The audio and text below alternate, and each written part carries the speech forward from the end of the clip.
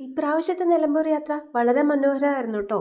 ഞങ്ങൾ നിലമ്പൂർ എത്തിയപ്പോൾ പോകുന്ന വഴിക്ക് തന്നെ കനോലി പ്ലോട്ട് എന്ന് പറഞ്ഞിട്ട് നമുക്കൊരു ചെറിയ സ്പോട്ടുണ്ട്. വലിയ കാണാൻ മാത്രം ഒന്നുമില്ല, പക്ഷേ എന്നാലും നമ്മൾ പറയില്ലേ, എന്താ പറയുക, അവിടുത്തെ പ്രധാന സ്ഥലങ്ങളൊക്കെ കാണണം എന്ന് പറയില്ലേ. അപ്പോൾ അങ്ങനെ ഞങ്ങൾ പോയതാണ് കനോലി പ്ലോട്ട്. ഞങ്ങൾക്ക് അറിയാമായിരുന്നു അവിടെ അത്യാവശ്യം കാണാനൊന്നുമില്ല എന്ന്. എന്നാലും ഞങ്ങൾ അവിടെ ഒന്ന് നടന്നു കേട്ടോ. എൻട്രി ടിക്കറ്റ് 50 രൂപയോ മറ്റോ ആണ് ഒരാൾക്ക്. അപ്പോൾ ഞങ്ങൾ അതെല്ലാം എടുത്ത് അതിൽ കൂടി ജസ്റ്റ് ഒന്ന് വാക്ക് ചെയ്യാം, അത്രയാണ് ഞങ്ങൾ ഉദ്ദേശിക്കുന്നത്.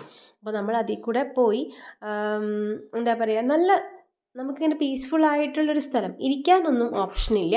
നമ്മൾ അതിൽ കൂടെ ഇങ്ങനെ നടന്ന് വരണം. അപ്പോൾ അവിടെ ഒരു 2 പുഴകൾ ചേരുന്ന ഒരു സംഗമ സ്ഥലമുണ്ട്, അത് പോയി കാണാം.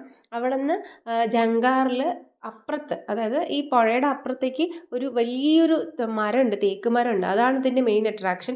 പക്ഷേ ഫ്ലഡ് കാരണം നമുക്ക് ജങ്കാർ സർവീസൊക്കെ നിർത്തലാക്കി. ഇത് എനിക്ക് തോന്നുന്നു 2019 അവർ പറഞ്ഞത് അത് സ്റ്റോപ്പ് ചെയ്ത, അന്നത്തെ ഫ്ലഡ് കാരണമാണ് അത് സ്റ്റോപ്പ് ചെയ്തത്.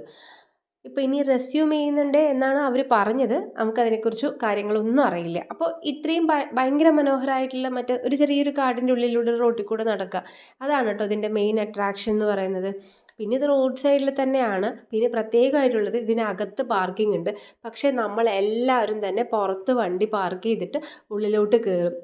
അതാണിത്. ഞങ്ങളൊക്കെ കുറേ ദൂരെ വണ്ടി പാർക്ക് ചെയ്തിട്ട് നടക്കേണ്ടി വന്നു. അപ്പോൾ അങ്ങനെയുള്ളൊരു ചെറിയ സ്പോട്ട് കേട്ടോ. വലിയ കാണാൻ മാത്രമൊന്നുമില്ല. പിന്നെ എന്താ പറയുക, നമുക്ക് സമാധാനമായിട്ട് ഇപ്പോൾ നിലമ്പൂരിലുള്ള എല്ലാ സ്ഥലങ്ങളും കണ്ടോ ചോദിച്ചാൽ കണ്ടു. അത്രയും പറയാൻ വേണ്ടി മാത്രം ഞങ്ങൾ ആ ഒരു സ്ഥലത്തേക്ക് പോയി. അത് കഴിഞ്ഞ് ഞങ്ങൾ നേരെ പോകുന്നത്, ഈ ഒരു സ്പോട്ട് കഴിഞ്ഞാൽ പിന്നെ നേരെ റിസോർട്ടിലോട്ടാണ് കേട്ടോ പോകുന്നത്. നിലമ്പൂരിലെ KTDCയുടെ എന്താ പറയുക, ഒരു റിസോർട്ടുണ്ട്.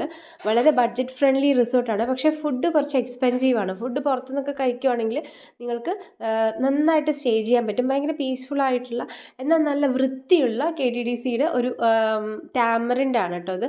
അപ്പോൾ അതിലാണ് ഞങ്ങൾ സ്റ്റേ ചെയ്തിട്ടുണ്ടായിരുന്നത്.